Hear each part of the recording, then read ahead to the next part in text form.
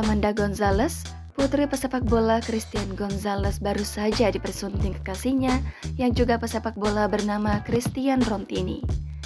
Rontini merupakan anggota klub Persita Tangerang.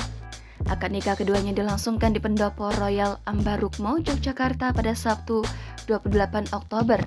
Pernikahan digelar dengan prosesi adat Jawa. Christian Rontini kemudian menceritakan momen pertemuannya dengan Amanda Gonzalez. Saat itu dia mengaku langsung jatuh cinta pada pandangan pertama dengan perempuan 24 tahun itu.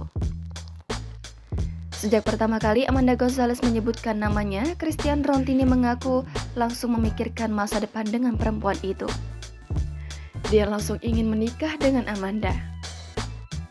Sejak saat itu, Christian Rontini berusaha keras untuk mengambil hati Amanda Gonzalez. Dia juga mengerahkan seluruh kemampuannya untuk menikahi sang kekasih, termasuk menjadi mualaf sejak September lalu. Amanda Gonzalez yang berada di samping suaminya hanya tertawa kecil, tersipu malu dengan apa yang diungkap Christian Rontini. Kini keduanya sudah resmi membangun rumah tangga sebagai pasangan suami istri. Download Tribun X sekarang, menghadirkan lokal menjadi Indonesia.